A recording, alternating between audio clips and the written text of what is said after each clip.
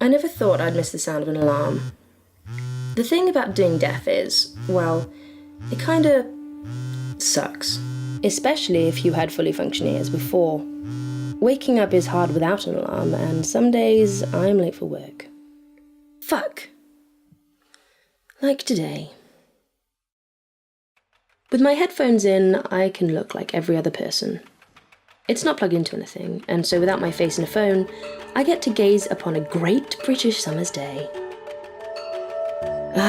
Fuck it. I don't give a shit about this job anyway. At least I don't have to catch a bus today. Keeping my headphones in means people don't try to bother me, because the alternative would be to have a big sign on my forehead saying "Deaf Girl Walking," and such signs aren't permitted on the company dress code. Though I'm looking for any way out of this company ASAP, I'd just rather not be unemployed. I can still play music in my head, even if my flawed brain misses bits out and cheaps out on the quality, and then there's the fact that at any moment something can pop into your head and distract you. And the thoughts stop. And so does the mind. And the music. I could never be bothered with lip reading or sign language. Most people don't know it, so it wouldn't actually help me to communicate with anyone, except for Reggie. I don't need it to know my colleagues talk about me. Reggie manages to talk and listen to me in a way no one else seems to be able to. He can get in my head and just understand. Any little interaction here is just that. Interaction, not communication. It's stiff, awkward and forced. Like that. Without Reggie, my only friend would have been Jack Daniels. He's right when he tells me not to bother with any of this lot. We've talked about going into business together. Me and him versus the world. With me out of this shit tip. And if people's conversations aren't awkward, there's an ulterior motive. Like my parents, for example. They blame themselves for my state. Reggie doesn't talk to me because he wants to make himself feel better, though it does make me feel better. A little background. My parents got caught up in that whole anti-vax hype. I didn't get my injections, so I got measles and was one of the lucky few to become deaf.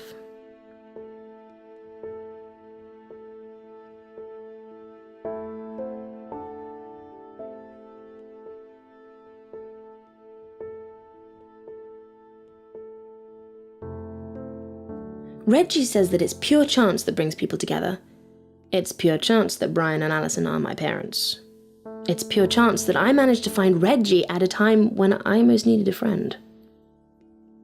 But it's our choice as to whether we keep ourselves together.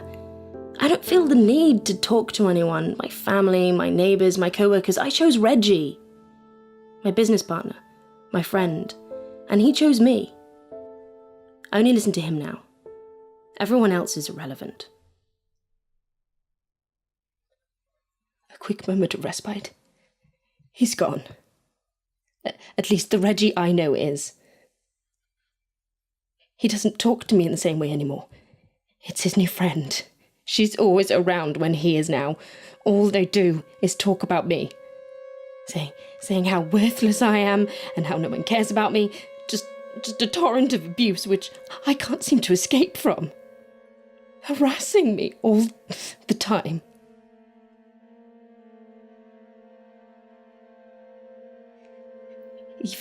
Even these short periods of respite are filled with the fear that they're coming back. I can't escape it. I need them gone. I need him gone.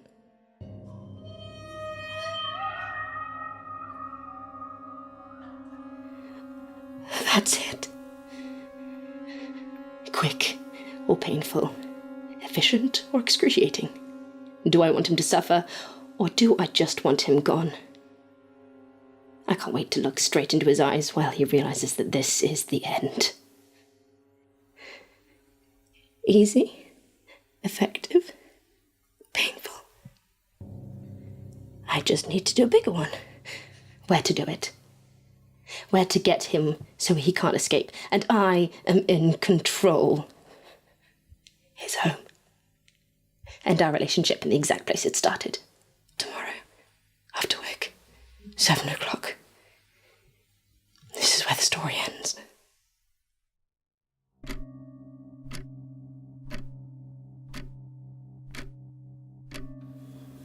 I'm gonna find you. I'm gonna find you. I'm gonna find you. I'm gonna kill you. I'm gonna find you. I'm gonna kill you. I'm gonna find you. Kill you. Find you. Kill you. Find you. Kill you. Find you. Kill you.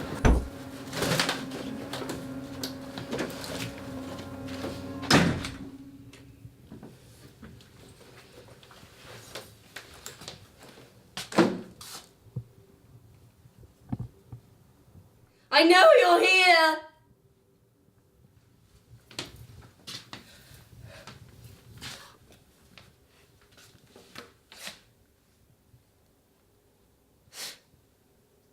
I can feel it.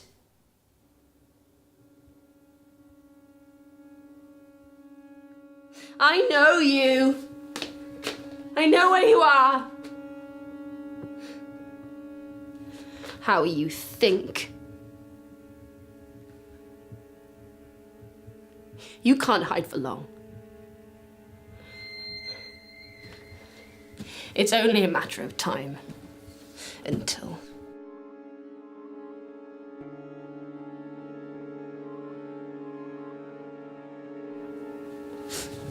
I find you.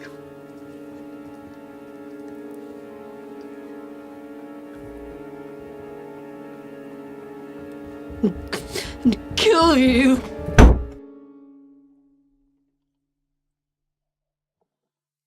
Hey kids, your friendly neighbourhood Charlie got rid of Reggie with the help of some very good psychiatrists over a few months. Remember, suicide is never an option. Don't try it at home, stay in school. The thing about being deaf is you have to deal with it like any other aspect of life. I had some help from the police officers who burst into my house. Apparently, people notice when you literally scream bloody murder around town, and they don't realise I was a bigger danger to myself than to others. Thanks to that, though, I overcame my first episode of psychosis. Even if half of the office thinks I'm a psycho, and the other half just pity me. I'm learning sign language now, though I haven't quite worked out how to convey sarcasm yet. Then again, I didn't need sign language to be able to tell that the reason Mary punched Wendy yesterday was because she slept with Mary's boyfriend Lee. Nor did I need to be able to hear that slap to know that hurt. Office drama is quite interesting watching, from the outside. Maybe my colleagues do have a purpose in my life then. And Alvin. I'd never really spoken to before, but already, he's becoming one of my best friends. And I know this one's real, on the account that I can actually see him. Oh, and look, he knows sign language too. I might still be deaf, but for the first time in a long time, I feel like me again. My life's back, my personality's back, but best of all, my music's back.